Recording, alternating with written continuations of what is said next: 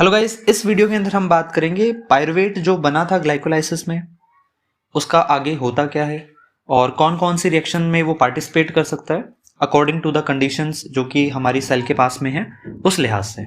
पहले आप ग्लाइकोलाइसिस में ये पढ़ लीजिए कि भाई ग्लूकोज से पायरुवेट बना कैसे। तो वीडियो जो है वो आई बटन में है और अब बात करते हैं हम पायरुवेट के बारे में। तो मैं एक बार के लिए एक सिंपल सा डायग्राम बनाकर आपको समझाता हूँ कि सेल में चल क्या रहा है और कहाँ क्या चीज़ होने वाली है।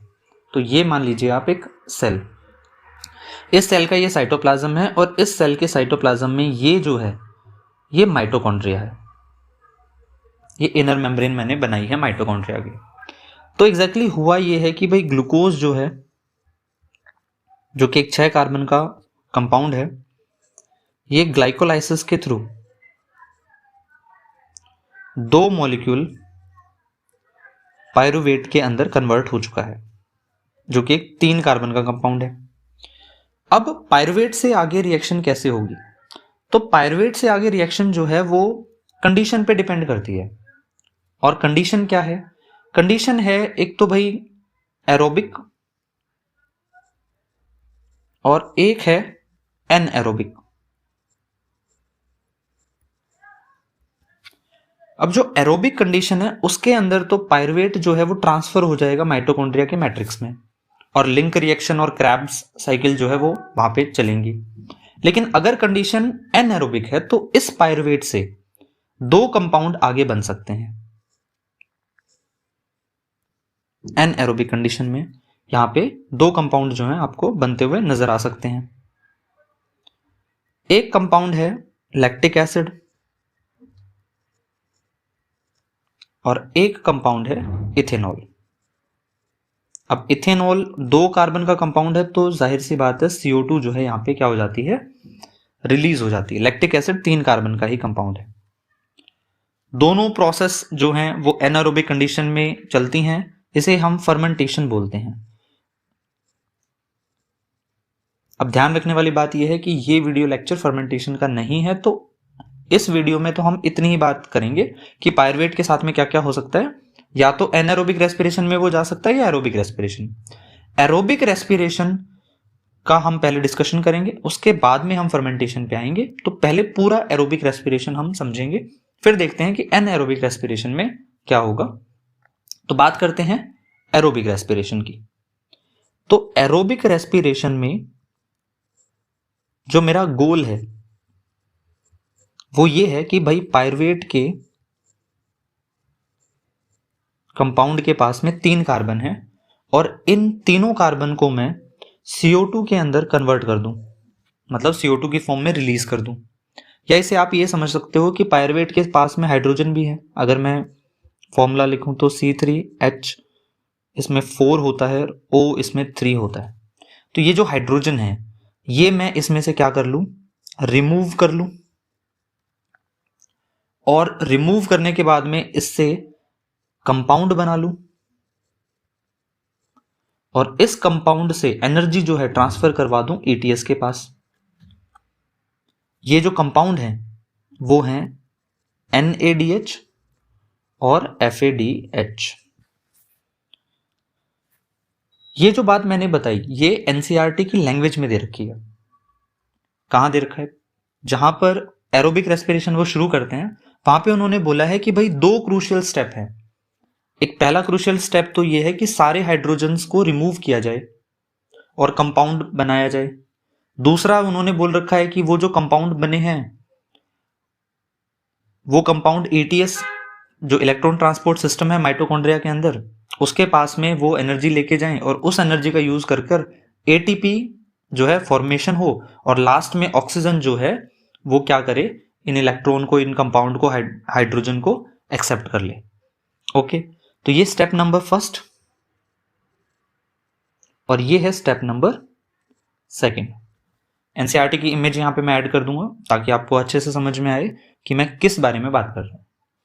तो ये जो दोनों चीजें मेरे को करनी है, एक तो ये वाली चीज जो मुझे करनी है और एक ये वाली चीज जो मुझे करनी है, वो एग्जैक्टली होगी कैसे?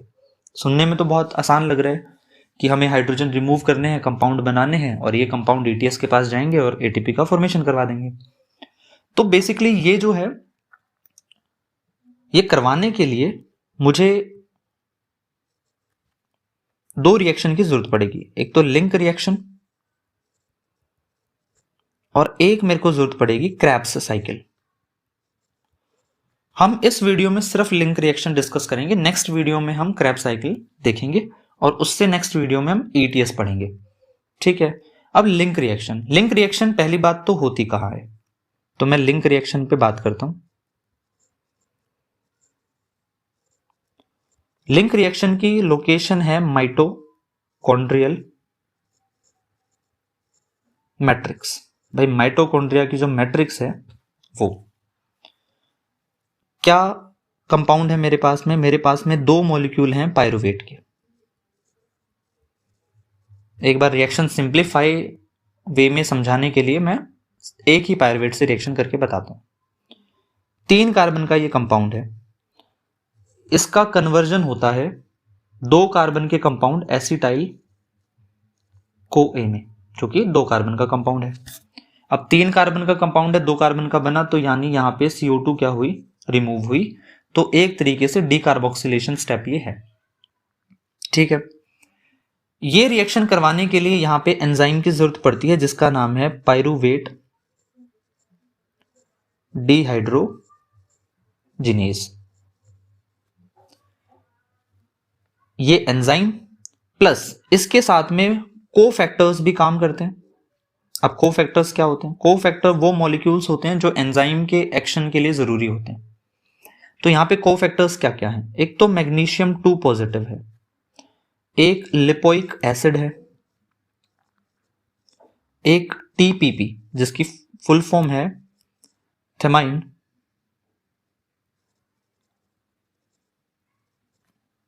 पायरो फॉस्फेट, एक है को एंजाइम A जो कि पायरुवेट पे लगेगा तभी तो एसिटाइल को A इसमें नाम में है। तो मतलब को एंजाइम A जो एसिटाइल से जुड़ेगा वो इसी कॉम्प्लेक्स के पास में रहेगा, और NAD पॉजिटिव। अब ये एंजाइम प्लस ये जो जितने भी कंपोनेंट हैं ये सारा मिलकर, ये पूरा मिलकर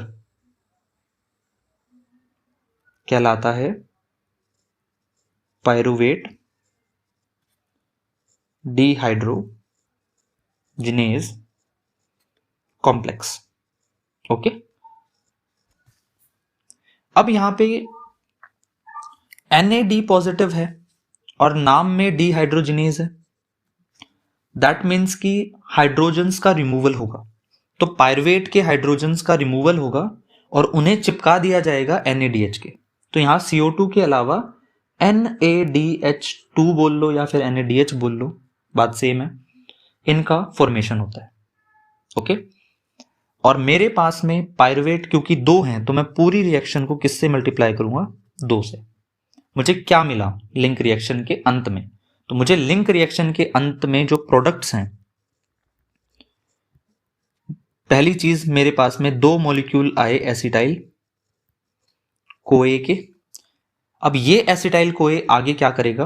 क्रैब साइकिल में पार्टिसिपेट करेगा। दूसरी चीज मेरे पास में 2 मॉलिक्यूल आए CO2 के। तीसरी चीज मेरे पास में 2 मॉलिक्यूल आए NADH के। एक ग्लूकोज से मेरे पास में 2 पायरुवेट और 2 पायरुवेट से मेरे पास में 2 लिंक रिएक्शंस चलेंगी, और 2 लिंक रिएक्शन की वजह से मेरे पास में ये रिजल्ट जो है, ये प्रोडक्ट्स जो हैं वो मिलेंगे। ओके, तो ये था लिंक रिएक्शन। लिंक रिएक्शन में आपको जो चीज ध्यान रखनी है वो ये है कि भाई लिंक रिएक्शन का मेजर काम तो है भाई एसिटाइल कोए को बनाना। एसिटाइल कोए क्योंकि पार्टिसिपेट करता है क्रैब साइकिल में, और पायरुवेट बना था ग्लाइकोलाइसिस में। तो एक तरीके से अगर आप देखोगे तो ग्लाइकोलाइसिस को किसके साथ में लिंक किया जा रहा है? क्रैब्स साइकिल के साथ में लिंक किया जा रहा है, इसीलिए इसे बोलते हैं लिंक रिएक्शन। एक और नाम है इसका गेटवे पाथवे। ओके, तो इस वीडियो में इतना ही है। नेक्स्ट वीडियो क्रैब्स साइकिल पे होगी, सिंप्लीफाइड वे में समझाने की कोशिश करेंगे विद एनसीईआरटी की भी, एनसीईआरटी की लाइनें क्या कहना चाहती हैं, तो आप वो वीडियो भी जरूर देखें। Thank you so much.